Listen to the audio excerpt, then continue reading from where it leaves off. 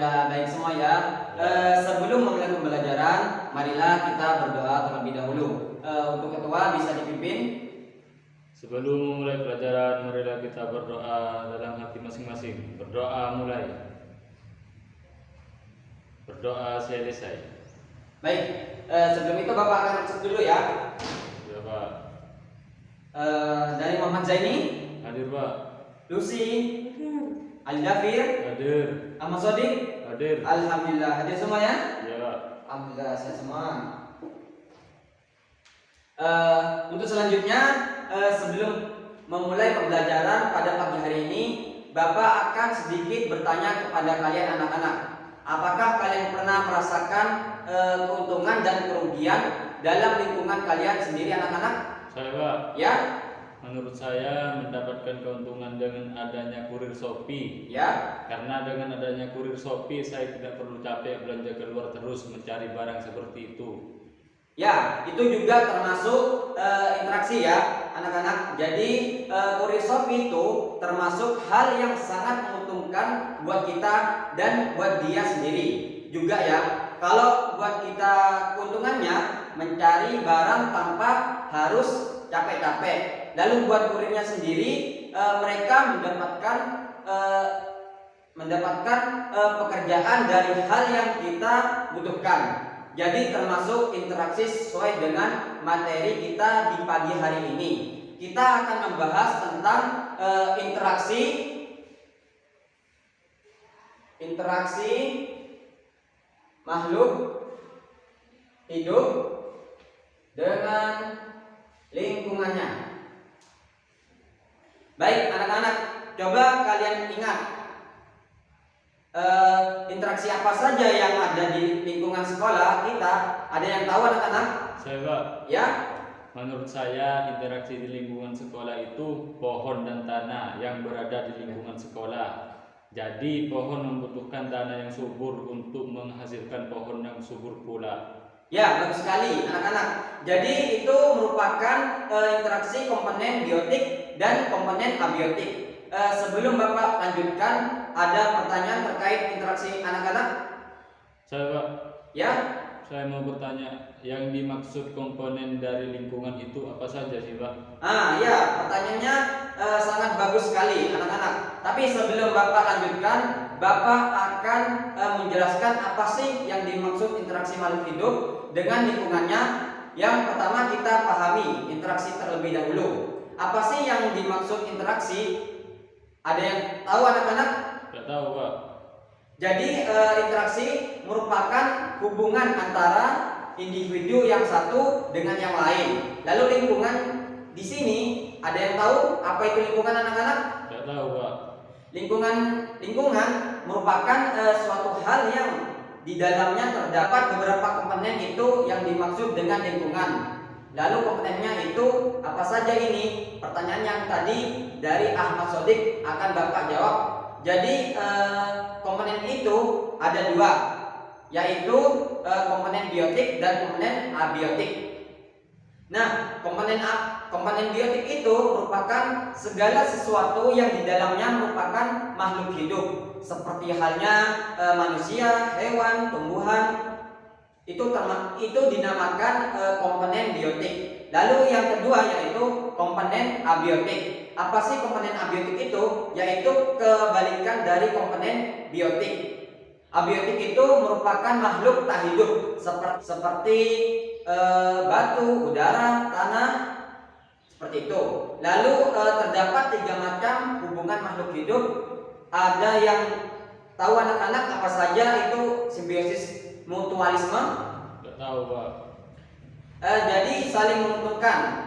Simbiosis mutualisme itu yaitu saling menguntungkan. Jadi antara makhluk hidup yang satu dengan yang lain itu tidak ada yang dirugikan. Mereka berinteraksi saling menguntungkan. Lalu yang kedua yaitu simbiosis parasitisme, di mana yang satu itu sebagai parasit, yang satu diuntungkan dan yang satunya lagi dirugikan. Lalu yang ketiga simbiosis komensalisme, yang di mana simbiosis tersebut tidak ada yang rugi, sama-sama menguntungkan. Seperti itu anak-anak. Baik, untuk selanjutnya tugas kalian adalah membuat kelompok yang terdiri dari 5 orang.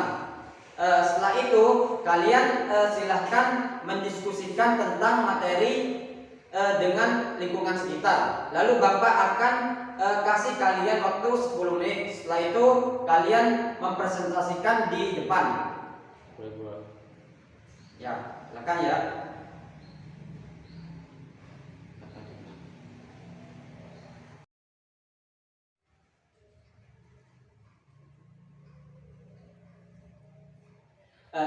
Baik, apakah ada yang sudah selesai anak-anak hasil diskusinya? Kelompok kami sudah Pak, selesai Pak. Ya, baik. Dari kelompok Ahmad Sodik, silakan maju perwakilan ke depan. Baik Pak. Ya, silakan mempresentasikan hasil diskusinya. Jadi hasil diskusi dari kelompok kami yaitu simbiosis. Itu ada 3 sesuai penjelasan Bapak Guru tadi. Yang pertama, simbiosis mutualisme. Contohnya seperti kupu-kupu dengan bunga.